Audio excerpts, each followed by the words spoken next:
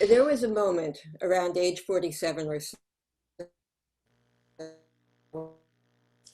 I paused. There had been years, decades of breathless activity, college, work, flirtations, the final suitor, and then the give and take, the push and shove of marriage, of children, of pets and furniture, laundry, shopping, cooking, cleaning, cocktail parties, dinner parties. Someone could write a thesis on entertaining in the American home from the 50s till now, how the proffered fare evolved from hard liquor and elaborate canapes on Ritz crackers to snooty wines and handcrafted cheeses. The garb changed from French twists, tight skirts, and pointed heels, and hostess aprons. I actually wore a gingham hostess apron when I served martinis and bacon-wrapped water chestnuts or watercress, water something, water. I've lived my life surrounded by water. No, my life, yes, I was cataloging. I was pausing. There does come a time when it all slows down. The children are off at school or embroiled in their first ill-fitting jobs and love affairs. The crisis that brought us to the brink of divorce somehow subsided. The stormy scenes had blown through, leaving devastation in their wake. Yet my husband Henry and I do to go on. What I'm trying to get at is the sense of disassociation I had at age 57, 47, whatever it was. Not a clear demarcating line, but a gradual sense of being outside of myself as I began to grow old. My body ambushing itself with small betrayals, a twinge here, a back spasm that lingered, joints swelling, a scattering of rosy freckles on my hands. The laws of gravity exemplified. Are these my breasts, my thighs? Whose lined and tired face follows me along the street in window panes? When did I become invisible to men? I passed a man on 52nd Street who looked so much like Clark Patterson, with whom I'd had a drunken fling when we still lived in Katona, that I grabbed his arm, crying, "Clark, you old reprobate!" And a young man stared back at me, his eyes wide with the astonishment of being accosted by an impeccably dressed, crazy old woman. "I am so sorry," I hooted at him, scarlet with embarrassment. "You're a dead ringer for someone I once—" And I hailed a taxi to get away. For of course Clark would have been 40 years older too. We probably wouldn't even recognized each other. For all I know, he's dead. I don't like walking in the city anymore. The streets are full of ghosts and impossibly young people, smug with their ownership of the world. And garbage. Have you noticed how filthy it's become? People eat in the streets now, dripping wads of wet food, dropping cups and greasy papers as they walk. And they wear their gym clothes out in public. My grandchildren tell me that it's very comfortable. The fabric stretches like bathing suits. God, I miss swimming, bodies of water. The undulating surface of it, a dividing line between two worlds, above, air, sky, dry, light, life, the realm of lunged creatures, below, wet, dark, a realm for those who process oxygen quite differently.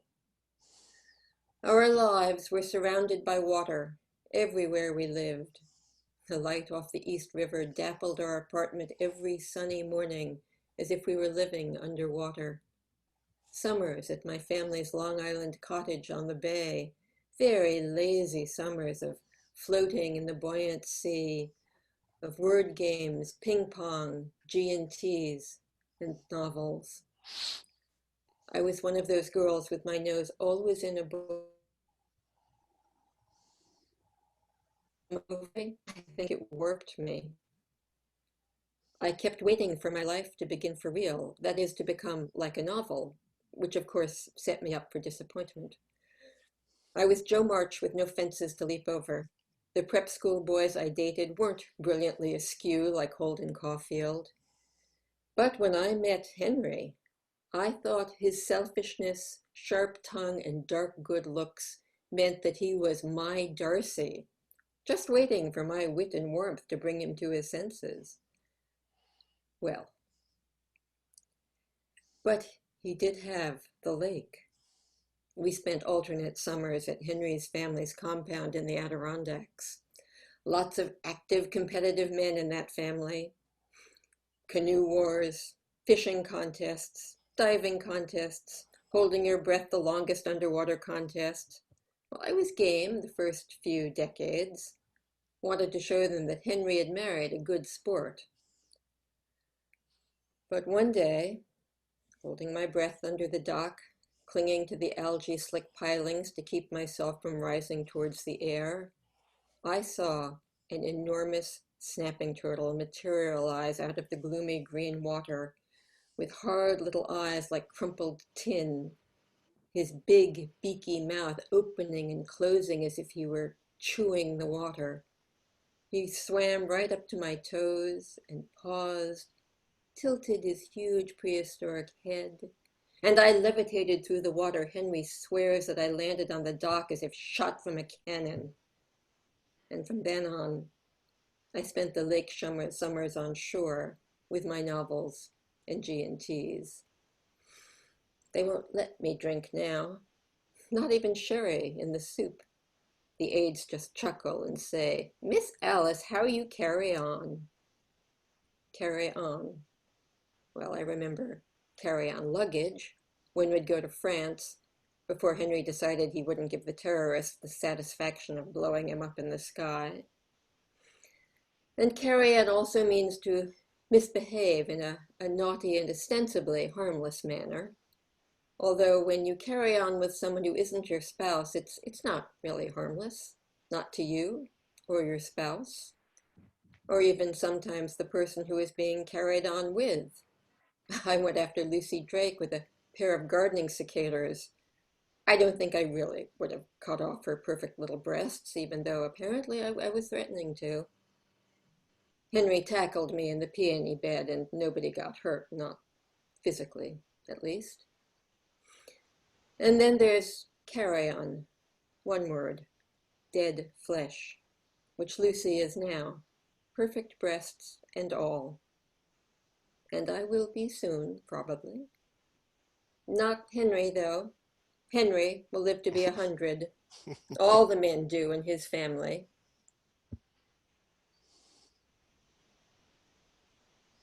Breath under the dock, some obscure, obsessive sect of Adirondack yogis.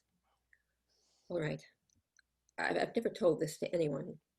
When I was underneath the water that long ago day in the lake, I was very seriously trying to let myself let go of life, to just inhale the cold, dark water and be done with it. I was so tired, you see, of keeping up the pretense that I was content with my life. And I suppose I wanted to pay Henry back. He'd started it after all. He had his first affair when I was pregnant with Alexandra, and when I had my figure back, I had mine. I suppose I had a streak of competitiveness in me, too. Maybe that's another reason I married Henry. We set off sparks with each other. I thought it was passion, but eventually it dawned on me that it was just our unsuitability grating against each other. So there I was, clutching the piling, trying to let go of life. It's not easy. Linger on a high bridge sometime and try it on. And then the giant turtle came into focus, a vast, dark thing coalescing into a specific, horrific creature. Of course, it was instinct surging through me that propelled me heavenward. But in those frantic seconds of gibbering terror, a small part of my brain was realizing that I wanted to live. Back in the air and light, everything seemed radiant and amazing. The weathered gray slats of the dock, the afternoon sunlight defining the far shore, the brisk, urgent scent of pine needles. And my snapping turtle seemed astonishing as well. I had been vouchsafed a miracle of sorts, the deadly reaper giving me a second chance in the guise of a giant reptile come to tell me that life is worth holding on to, that life is real somehow and not a writer's construct. And I wanted to earn that miracle. I will be a better person and wife, a more attentive mother, I thought. Surely my real life could now begin. I was in a kind of rapture for days. I couldn't eat or sleep. I was so taken with the aliveness and the specific texture of everything. Even Henry seemed dear to me, especially Henry. I tried to talk to him. Listen, Henry, I said, we are two intelligent people. We have children, property, more than a quarter of a century of habits and accommodations behind us. Can't we at last talk the truth to each other? Can't we say what we really feel instead of being polite and doing killing things behind each other's backs? If we can't have love, can't we at least have kindness and truth? He just laughed. There you go again, going on about feelings. You've never been the same since you shot out of the water like a circus clown.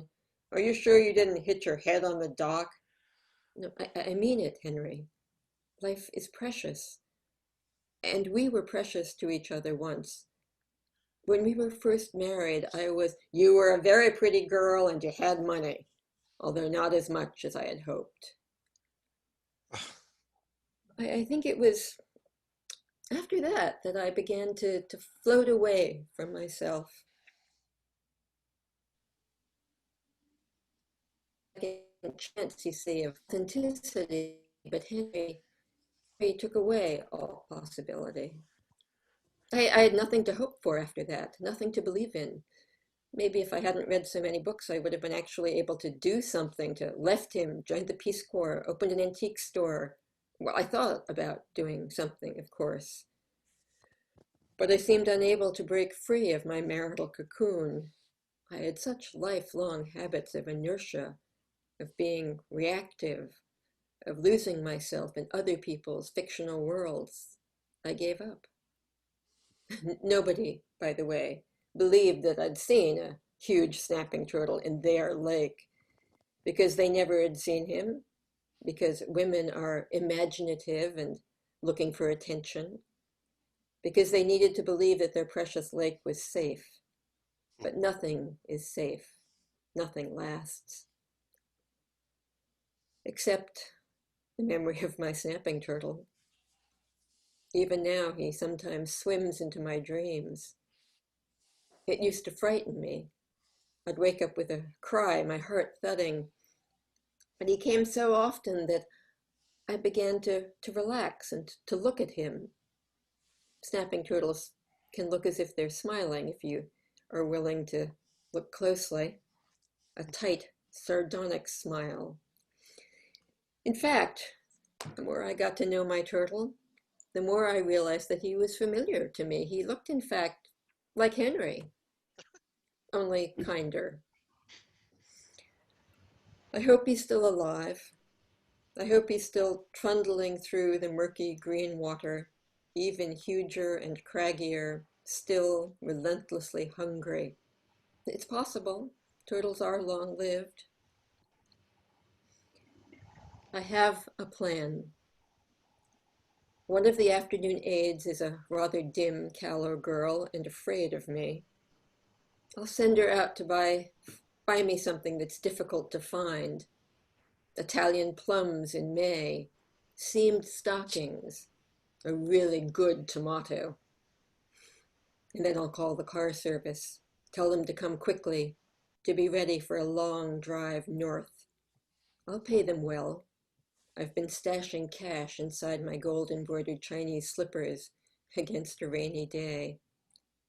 And probably it will be raining. It always does in the Adirondacks. I won't mind. Rain makes nature more vivid. It amplifies the fragrances of balsam fir and sweet fern. I'm sure all my senses take everything in. The waft of wind through the pine boughs, the cold air on my skin, the soft duff under my bare feet, then the tiny pebbles by the shore leading down to the lake. My life hasn't been a novel after all. No rigorous structure, no overriding, shaping intelligence. Just a kind of lurching along from incident to incident, set against a hackneyed set of circumstances. Even the denouement will have a kind of cliched déjà vu, like Virginia Woolf, but without the saving grace of her genius and insanity. And I won't carry stones in my pockets. No pockets. I think naked is the way to go. It's how I came in, after all. Naked toes leading into the other realm.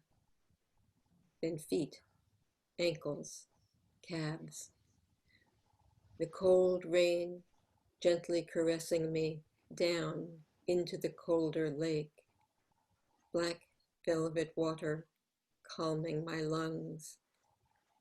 And then the dark unfolding, opening like a slow black flower as I wait for my ancient, smiling friend.